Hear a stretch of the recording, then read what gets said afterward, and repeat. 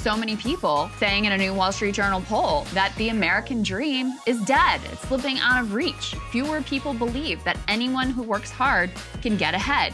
This hurts my heart. I mean, it really does. They talked about how the American dream is seen as dead, with only 36% of voters believing in it and showing a significant decline over the past decade. So previously, that number was as high as 53% were believing that the American dream was possible in 2012, when housing bottomed and was the most affordable.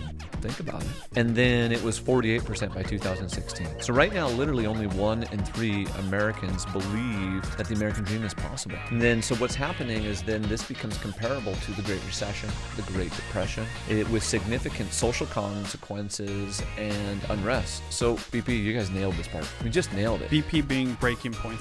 When the consumer feels like there is no hope, our economies run on the consumer. When they feel like there is no hope, parts of the economy start to die. A major wealth creator in the history of the United States has been real estate. And there's this American dream that if you get a good education, get a good job, buy a house, and save for retirement, you're going to be fine. And I think that was very true in the baby boomer generation. And the baby boomers, unfortunately, started creating this wealth gap and this change in the elites and taking away parts of the middle class. And once they had reached and climbed the ladder, they turned around, and this is Republican and Democrat, so don't go BSing me in the comments about, oh, the Republicans did it or, oh, the Democrats did it. They're both doing it, but then they kick the ladder out and say, I got mine. With that, they have some giant trillion number of assets and wealth that they're going to transfer to the next generation. Because they got so much, they haven't been looking out for the generations after that. So that's what's creating this civil unrest. So what are Americans doing then? We were alluding to it earlier. They're praying for a housing crash, and they're hoping for a housing crash. And their recency bias is telling them a housing crash should be happening right now. This housing crash is not happening due to the lack of supply because we didn't build homes in 2008, 9, 10, 11, and 12. I don't know how many times I need to say this. It's also become significantly harder and requiring more liquidity, while government regulation has made it harder. 82 trillion is the number. It is 82 trillion. 82 trillion, their nest egg. So their nest egg is 82 trillion that they're holding on to. So a millennial, Gen Z, Gen X, we look around and we go, how can we do it? The only way we can do it, and I hate to say this, is we have to work harder. You have to work smarter. Another thing he talked about was he went on this rant, and we'll close and finish with this, about how the Friends, the TV show Friends, was so nostalgic. How in the 90s they had money and they could just hang out at the coffee shop and chat about this and that. And it was just who was whose new boyfriend and girlfriend and how they were fighting over dinner.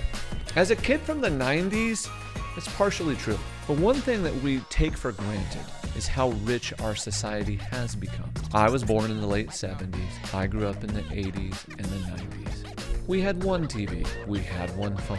I got dial-up internet when I was 13 or 14. It was dee-dee-dee-dee-dee-dee. We didn't have cable television. We had the bunny ears, where you rotate the antenna, and the antenna rotator was upstairs. So someone would have to yell downstairs, hey, can you see? They'd be like, a little more to the left. And it never got fully clear. And we had 2 cars, and both my parents did work. My mom worked really hard so we could go to private school. And then later on, went to public school. And my dad was a longshoreman. And he volunteered also a great amount of time at the church. We didn't have the plethora of gadgets. We didn't have a huge home. I grew up in an 1,800 square foot home. Every home by today's standards is bigger. Every home by today's standards heats and cools better. We didn't have air conditioning.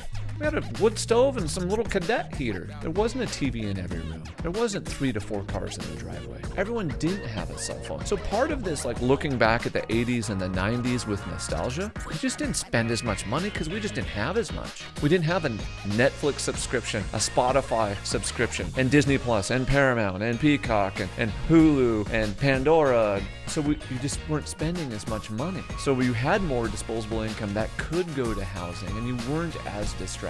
So I look fondly back at my childhood, and I'm working on creating some of those experiences for my kids, getting them out in the woods, getting them to play outside, taking away those electronics. But you can't go, things were easier in the 90s. No, they were just different. And that's not bad. Just realize we have more luxuries now. We have more goods, we have more toys, we have more clothes. Now, my kid forgets his cleats on the way to a soccer game. I pull over at Dick's Sporting Goods and pop a $200 pair of cleats like it's nothing. That's the 2020s. It's a different time. We have more. So just comparing back and going, it was easier. No, we just did less and we had less. Smash the like button, hit subscribe. Thank you for watching. If you enjoyed this video, watch this one too.